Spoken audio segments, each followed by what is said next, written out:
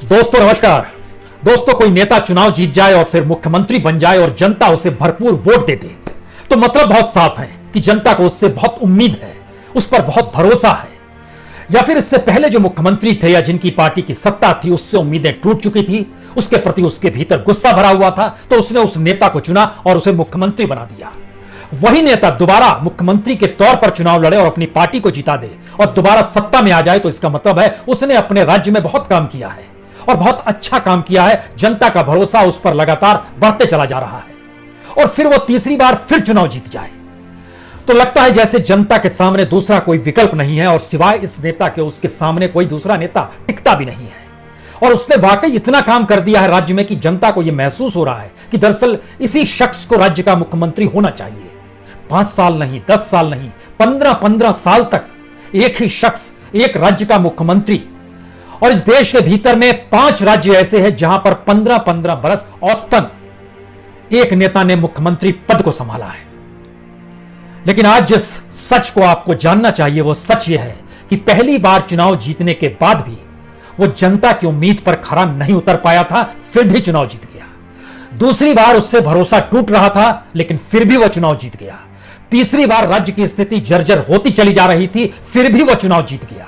और किसी की जिंदगी में भी या किसी भी देश के अपने जीवन काल में 15 बरस कोई छोटे नहीं होते हैं और किसी राज्य में मुख्यमंत्री के तौर पर 15 बरस तक सत्ता संभालते हुए अगर उस शख्स ने उस राज्य में कुछ भी काम किया होगा तो उसकी पहचान उस राज्य की मिट्टी के साथ होगी, वहां के विकास के साथ होगी, वहां की चकाचौंध के साथ होगी और वहां के अंधेरे के साथ भी होगी।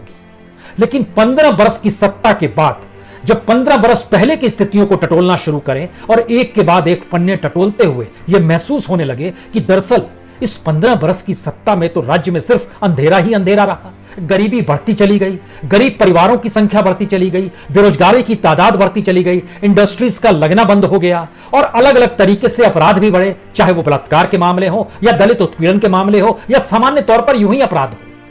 करप्शन लगातार बढ़ते चला जा रहा था, स्थिति नाजुक होती चली जा रही थी, पर कैपिटा इनकम कम होते चला जा रहा था। लेकिन एक ही शख्स 3-3 बार चुनाव जीत गया, 15 बरस तक मुख्यमंत्री रहा, राज्य की स्थिति फिर भी डामाडोल क्यों रही? और फिर भी जनता का भरोसा उस नेता के प्रति, उम्मीद उस नेता के प्रति, चाहत उस नेता के प्रति कम होती दिखाई नहीं देती है। यह कौन सा लोकतंत्र है? या इस लोकतंत्र के भीतर शायद कोई ऐसा पेच है जो सत्ता में बने रखने के लिए, टिकाए रखने के लिए, दोबारा चुनाव जीतने के लिए एक अलग सिस्टम के तहत काम होता है और उस सिस्टम से जनता का कुछ भी लेना देना नहीं होता है। जनता अपने तौर पर वोट डालने निकल पड़ती है, वोट डालने के बाद उंगली पर लगे हुए निशान को दिखाती है और कहती है लोकतंत्र जीत गया। इस लोकतंत्र जीतने की परिस्थिति को एक बार फिर बिहार जीने जा रहा है। मुख्यमंत्री पद के दावेदार में एक ही चेहरा नीतीश कुमार का है।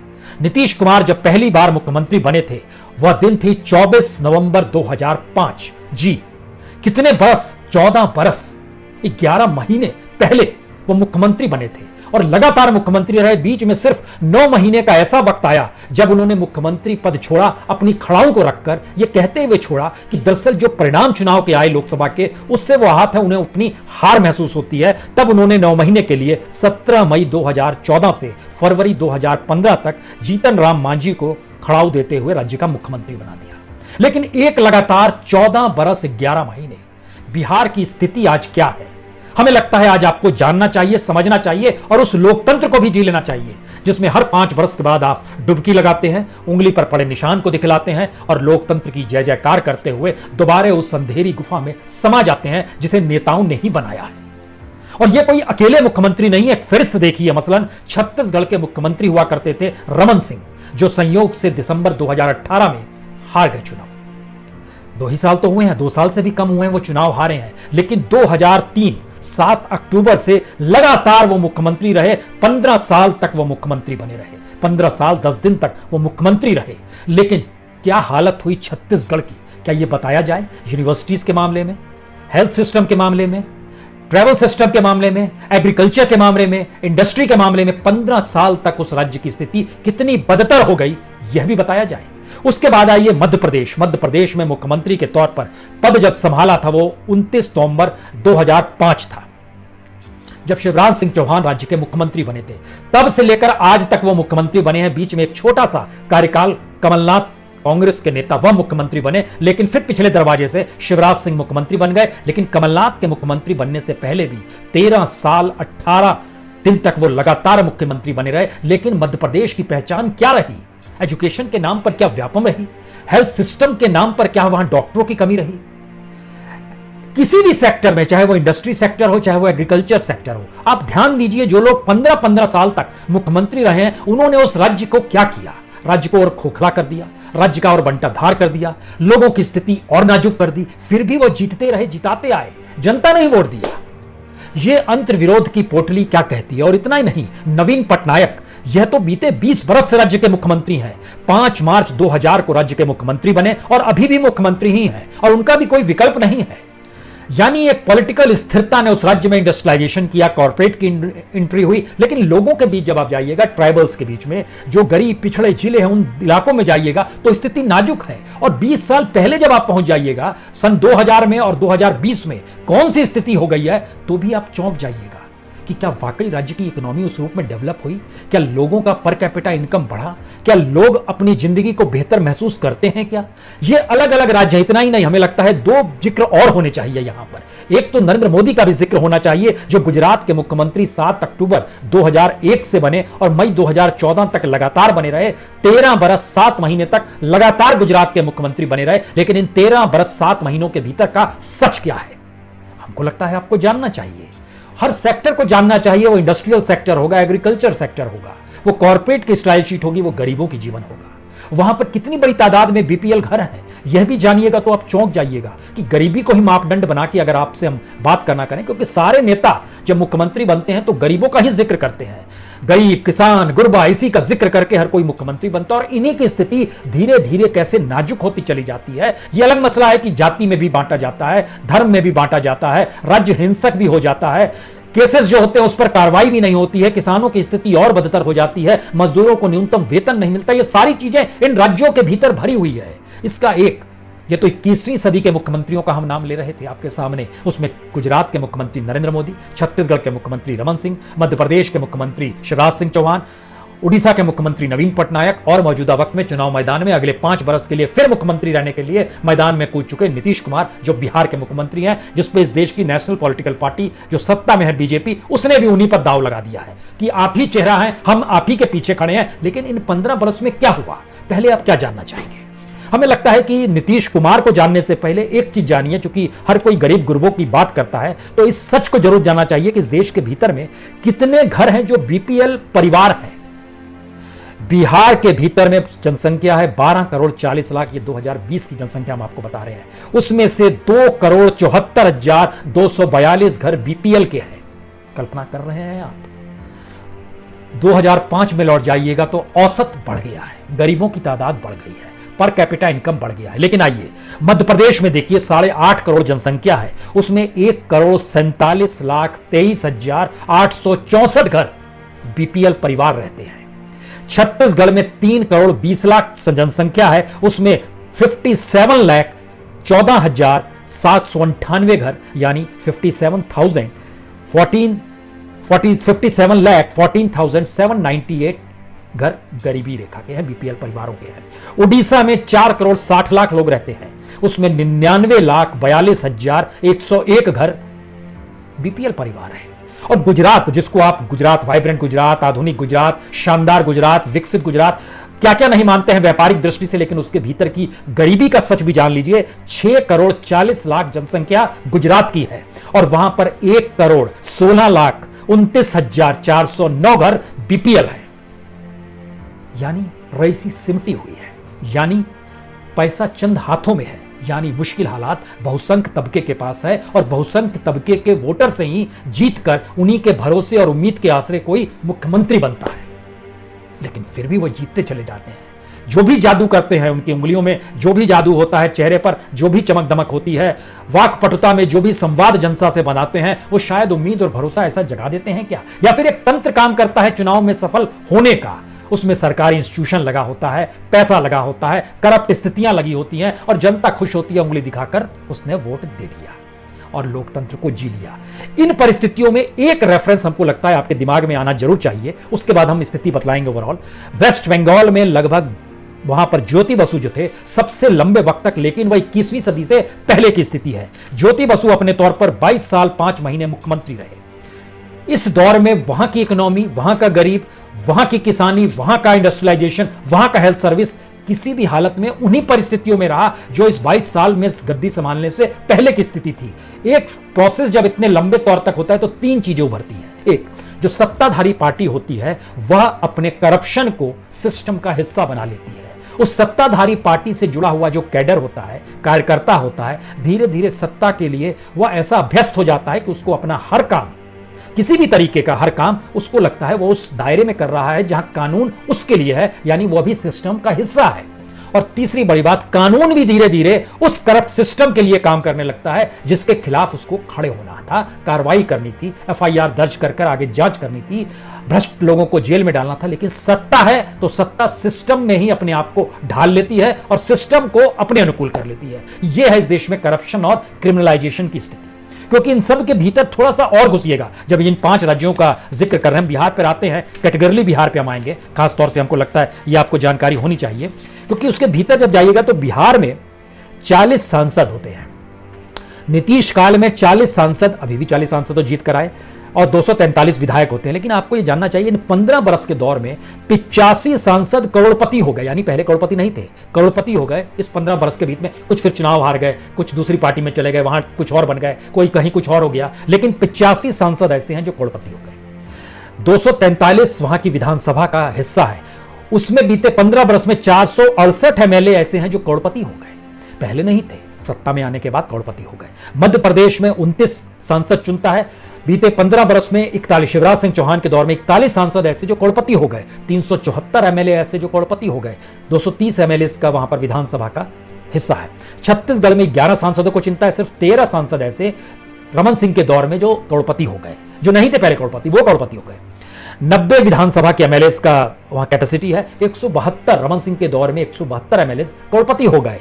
उड़ीसा में 21 सांसद चुनते हैं, 36 सांसद ऐसे जो करोड़पति हो गए इसी दौर में, जिस दौर में नवीन पटनायक की सत्ता है। 147 एमएलए की वहां कैपेसिटी है विधानसभा की, लगभग 213 एमएलए करोड़पति हो गए इसी दौर में। जब ये करोड़पति हो रहे थे तो जनता गरीब कैसे हो रही थी, जनता के बीपीएल परिवार कैसे बढ़ रहे थे, और वो संख्या बढ़ती जा रही है। 2004-5 को अगर आप एवरेज निकालिएगा इस देश के भीतर में, इन स्टेट्स में जहां पर 15-15 वर्ष तक सत्ता रही है, तो जो गरीबी की रेखा से नीचे लोग थे और जो कमाई थी पर कैपिटा इनकम भी, वह भी इनकी कम हो गई मौजूदा वक्त में 20 साल में। याद कीजिए, जब इस देश के राष्ट्रपति अब्दुल कलाम आजाद बने, अब्दुल कलाम साहब ने बहुत अच्छा कहा था कि 2020 हमको एक टारगेट रखना चाहिए, जिस समय यह देश विकासशील ना हो, विकसित देश हो जाए। एक प्लानिंग उन्होंने रखी थी, एक सोच के साथ रखी थी। लेकिन 2000 से 2020 में जब हम आते हैं तो इस दौर में लोकतंत्र एक ही व्यक्ति को जीता है, उसी को जिताता है और अपनी स्थितियों को नाजुक करते चला जाता है। क्या यह संभव है? किसी भी जगह पर यह संभव है कि जो मालिक है, मालिक ही मानिए, राजा मानिए, सीएम को अभी फिलहाल, इस देश के पीएम को भी आप राजा मानिए, को जो मानना है मानिए, लेकिन वो मालिक अपने यहां मातहत काम करने वालों की स्थिति को नाजुक करते चला जाए और मातहत काम करने वाले लोग जब वोट देने आए तो कहें कि नहीं मालिक आप ही जीतिए इस बार भी। ऐसा हो सकता है? हो सकता है, तभी हो सकता है जब उस मालिक की ही चल रही हो। तो हमारा लोकतंत्र एक ऐसी स्थिति में आ गया जहां पे हम सिर्फ उंगली दिखाएंगे वोट दिया है, लेकिन स्थिति कैसी रहेगी इन 4 राज्यों का अध्ययन से बहुत साफ निकलता है। अब घुसिए इसमें, एक टेस्ट केस बिहार इसलिए ले लीजिए क्योंकि बिहार में इलेक्शन हो रहे हैं और बिहार में की स्थिति क्या है जरा इसको समझिए। बिहार 12 करोड़ 40 लाख की जनसंख्या वाला राज्य, जिसका जीएसटी में योगदान है 1.3%, इनकम टैक्स कलेक्शन के जरिए उसका योगदान है 1.2%। हम सबका बताएंगे चारों का, लेकिन खाली बिहार का सुनिए। यूनिवर्सिटीज बीते नीतीश कुमार के दौर में सिर्फ 6 यूनिवर्सिटीज स्टेट अपने तौर पर क्रिएट कर पाई। एवरेज ज्यादा है देश का, बहुत ज्यादा है, लेकिन इस इतने बरस में वो हर बरस एक यूनिवर्सिटी भी नहीं बना पाई। और जिन यूनिवर्सिटीज को इन्होंने बनाया है उन यूनिवर्सिटीज की स्थिति भी नाजुक है। नाजुक इस मामले में कि वहां पर पढ़ाई हो रही है या नहीं हो रही है, यह भी देखने की जरूरत है, जो कि बड़ी नाजुक स्थिति में ये तमाम राज्यों की स्थिति है। हेल्थ सिस्टम में सबसे नीचे बिहार इसलिए है क्योंकि वहां डॉक्टर्स 28,000 लोगों पर एक डॉक्टर है। WHO कहता है 1,000 लोगों पर रहना चाहिए, भारत सरकार का औसत कहती है 11,000 लोगों पर है, लेकिन बिहार में 28,000 लोगों पर एक डॉक्टर है। अस्पताल बिहार में सबसे कम, वेंटिलेटर बिहार में सबसे कम, बेड्स सबसे कम बिहार में, एम्बुलेंसेज सबसे कम बिहार में, सारी चीजें बिहार में सबसे कम है। अगर हेल्थ सेक्टर की यह स्थिति है तो आइए इंडस्ट्रीज पर। क्या इंडस्ट्रियलाइजेशन हुआ है? बिहार सरकार के आंकड़े बोलते हैं इंडस्ट्रियलाइजेशन में हमारे पास 1676 यूनिट्स है। टोटल खर्चा 6639 करोड़ का। इसका मतलब है कि प्रति इंडस्ट्री की लागत जो है वो 4 करोड़ से भी कम है, 3 करोड़ 90 लाख, और हर इंडस्ट्री से जुड़े हुए एम्प्लॉइज की तादाद है 33,000। ये एक एवरेज निकल कर आता है। लेकिन जब इसके भीतर थोड़ा सा और आप झांकिएगा और समझने की कोशिश कीजिएगा क्या वाकई ऐसी स्थिति है जहां पर कोई काम नहीं हुआ है, तो पता चलता है कि बिहार के भीतर में जितनी भी यूनिट्स काम कर रही है वह यूनिट मैक्सिमम पीएसयूज की यूनिट्स है, जो पब्लिक सेक्टर इंटरप्राइजेस है, 77 उसकी यूनिट्स है, उसमें से 44 यूनिट डिफंक्शनल हो गई है, वो काम नहीं करती है, सिर्फ 33 काम करती है। और गवर्नमेंट ने जो इस पे इन्वेस्ट किया है वह 53,000 करोड़ इन्वेस्ट किया है। इंप्लॉइज 16,500 है, 16,500 इंप्लॉइज काम कर रहे हैं। लेकिन इससे जो लाभ हो रहा है सिर्फ 10 कंपनियों से लाभ हो रहा है। लेकिन 10 कंपनियों से कितना लाभ हो रहा है? टोटल लाभ ही 278 करोड़ है, यानी प्रति कंपनी 2, 2.5, पौने 3 करोड़ रुपए का लाभ एक कंपनी से हो रहा है। यह स्थिति सालाना है और लॉस लगभग 4,300 करोड़ का है। हर सेक्टर बिहार का, जब आप बात कीजिएगा dairy, fisheries, agro industries, small industries, handloom, handicraft, paper tiles, pharmaceuticals, chemicals, scooters, electronics, video system, housing, किसी भी क्षेत्र में चले जाइएगा बिहार की स्थिति नाजुक है। लेकिन नीतीश कुमार फेस होने चाहिए। नीतीश कुमार को हम 15 साल से जिताते आए, हम जिताएंगे। उनके पक्ष में एक चीज जुड़ती है कि इससे पहले की जो सत्ता थी उसने कानून व्यवस्था का चौपट कर दिया था। कम से कम बेटियां घर से निकलती हैं सुरक्षित लौट आएंगी, यह तो हो जाता है। अब आप कल्पना करिए, इस देश को सिर्फ एक ही चीज चाहिए कि कानून अपने तरीके से काम करता हुआ नजर आए, वह भी जनता के लिए, तब जब उसमें सत्ता की कोई दखल ना हो, अपराधियों का बोलबाला ना हो। सत्ता की दखल होगी तो कानून सत्ता के लिए काम करेगा, लेकिन अपराधियों पर नकेल कसेगा। इसीलिए नीतीश कुमार को वोट दिया जाता है, क्योंकि कानून तो काम कर रहा है जनता के लिए। तो पुरानी सत्ताओं को समझना होगा कि एजुकेशन मैटर नहीं करता है, हेल्थ मैटर नहीं करता है, इंडस्ट्री मैटर नहीं करती है, एग्रीकल्चर मैटर नहीं करता है, किसान मैटर नहीं करता है, मजदूर मैटर नहीं करता है, बेरोजगारी मैटर नहीं करती है, हायर एजुकेशन मैटर, कुछ भी मैटर नहीं करता है।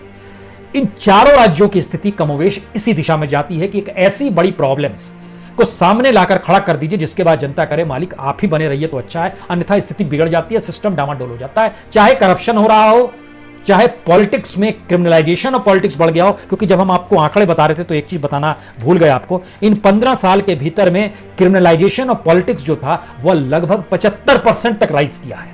जिन 4 राज्यों में 15 साल तक मुख्यमंत्री एक ही व्यक्ति रहा, एक ही पार्टी, एक ही व्यक्ति, उसी के हिसाब से चीजें चलती रही। मनरेगा जो है, मनरेगा से इनकम हम लोग अब अंदाज लगाना शुरू करेंगे। मनरेगा बिहार में 35 दिन काम दे पाता है। जिन 4 राज्यों का हमने जिक्र किया है वहां भी 42 दिन से ज्यादा काम दे नहीं पाता है। हर दिन के हिसाब से 45 दिन का मतलब यह हुआ और 35 दिन का मतलब यह हुआ कि साल में इतने दिन ही काम मिलेगा। और अगर इसको 200 रुपए प्रति दिन के हिसाब से जो इस बार बढ़ाया गया है उसके हिसाब से भी जोड़ लें तो आपको जानकर हैरत होगी, इन 4 राज्यों में और बिहार में सबसे कम 19 रुपए 17 पैसे पर मनरेगा मजदूर एक दिन जीता है पूरे साल के हिसाब से। यह स्थिति बिहार में मनरेगा मजदूर की, और पूरा इन 4 राज्यों की स्थिति देखिएगा तो वह बढ़ेगी थोड़ी सी और बढ़कर वो पहुंच जाएगी 22 रुपए, 19 रुपए की जगह 22 रुपए हो जाएगी। दूसरा यह है कि जो स्टेट की जो इनकम होती है उस इनकम के हिसाब से अगर पर कैपिटा इनकम आप निकालेंगे तो बिहार में पर कैपिटा इनकम आएगी ईयरली 42,242 रुपए। इसको अगर मंथ में कन्वर्ट कर दीजिएगा तो 3,520 रुपए। इसको अगर प्रतिदिन में कन्वर्ट कर दीजिएगा तो 117 रुपए। यानी बिहार में जो पूरे राज्य की इनकम है उस इनकम के मातहत जो काम होता है वो 117 रुपए प्रतिदिन होता है। ये हम बता रहे हैं ऐसी स्थिति में जहां पर आप लगेगा चलो 117 रुपए तो हो जाता है। स्थिति और नाजुक है। किसानों की आय बिहार में सबसे कम लगभग 3,500, हर दिन का 116 रुपए। सबको जब आप जोड़ते चले जाइएगा तो बिहार में लगभग बीपीएल की स्थिति 50% पार कर जाती है। यही स्थिति इन राज्यों की है जो कि 40% के ऊपर है और 50% के बीच में है। गरीबी रेखा से नीचे इतनी बड़ी तादाद में। लेकिन यहीं से सवाल होता है कि सत्ता अपने तौर पर कैसा जीवन जी रही है, और अगर जी रही है तो वो क्या करती है। अब आप सोचिए, जितनी आय नहीं है उससे ज्यादा स्टेट गवर्नमेंट एम्प्लॉय और पेंशन वालों को पैसा देना पड़ता है। यह बिहार का एक अनूठा सच है। बिहार में जो स्टेट की कमाई होगी उससे ज्यादा जो गवर्नमेंट सैलरी और पेंशन बिल है वह है 35,996 करोड़। ये हम आपको 18-19 का डाटा गवर्नमेंट बिहार सरकार का दे रहे हैं। गवर्नमेंट सैलरी और पेंशन 35,996 करोड़, और गवर्नमेंट की जो टोटल रेवेन्यू आई वो रेवेन्यू आती है 33,539 करोड़। यानी जो सैलरी और पेंशन है वह भी ज्यादा है जो इनकम है उससे ज्यादा, तो पैसा कहां से आएगा? पैसा सेंटर से आएगा। जो गुलामी नीतीश कुमार करते हैं इस वक्त मोदी सरकार की, उसकी वजह यह है पैसा तो सेंटर से ही आएगा, अन्यथा हम लोग का जीवन कैसे चलेगा? मुख्यमंत्री का खर्चा कैसे चलेगा? मुख्यमंत्री निवास कैसे चलेगा? राजभवन कैसे चलेगा? जो गाड़ियों में घूमना है वो कैसे चलेगा? हवाई जहाज से जो सफर करना है वो कैसे चलेगा? विधायकों को पैसा कैसे मिलेगा? और ये सारी परिस्थिति होते होते अधिकारी, कर्मचारी, पेंशनधारी, इनको पैसा कौन देगा अगर सेंटर की गुलामी नहीं करेंगे? क्योंकि बिहार एकमात्र राज्य है जहां पर 75% वह पूरी तरह निर्भर है सेंटर पर, और कमोवेश ऐसी जगहों पर इन्हीं राज्यों में स्थिति 50 से 60% निर्भरता उनकी सेंटर पर ही है। अब आप क्या करेंगे? और जब इन स्थितियों को जीना शुरू करते हैं इन राज्यों में, तो इसका मतलब यह है कि डेमोक्रेसी एक ऐसी मिमिक्री में तब्दील कर दी गई जिसमें जो सत्ता पे बैठा हुआ है वो सत्ता पे बने रहने के लिए कुछ भी कर सकता है, किसी हद तक भी जा सकता है, अगर उसको जनता के उस खून की खुशबू लग गई है जिसमें उसकी रईसी रहे और जनता गरीबी और मुफलिसी में जिंदगी जीते हुए मर जाए, खप जाए। क्योंकि इन स्थितियों का सामना करते हुए बिहार, छत्तीसगढ़, उड़ीसा को जब आप एक हिस्से में, और मध्य प्रदेश को भी जोड़ दीजिए, उस हिस्से में देखते हैं तो एवरेज हर क्षेत्र में जो देश का एवरेज है किसी भी क्षेत्र में, चाहे वो बीपीएल में हो, चाहे एग्रीकल्चर की कमाई में हो, चाहे वो इंडस्ट्रियलाइजेशन की कमाई में हो, चाहे पीएसयू सेक्टर की कमाई से हो, किसी भी क्षेत्र में जो नेशनल एवरेज है, देश का जो एवरेज है, पूरे देश की जनसंख्या, उसकी इनकम को मिलाकर, वैसी जगहों पर जहां पर 15-15 साल तक एक एक व्यक्ति राज करता है, वह उस नेशनल एवरेज के भी नीचे चला जाता है। गुजरात इसलिए ऊपर आता है क्योंकि गुजरात में असमानता सबसे ज्यादा है। एक तबका ऐसा है जिसके पास इतनी पूंजी है क्योंकि, और दूसरी तरफ गरीब तबके के पास कुछ भी नहीं है। यह स्थिति वहां किसान मजदूरों की हो गई है। लेकिन एक तबका ऐसे है, अंबानी गुजरात से आते हैं, अडानी गुजरात से आते हैं, दुनिया के मानचित्र पर रईसों की शुमारी में टॉप 20 में इन दोनों का नाम आता है, टॉप 10 में अंबानी का आता है, 10-20 में अडानी का आ जाता है। तो सोचिए कि असमानता कितने चरम पर है। और यहीं से आखिरी बात शुरू होती है, वोट तो आप ही को देना है, सत्ता आप ही पे राज करेगी, लोकतंत्र का नाम पर आप ही को इस्तेमाल किया जाएगा।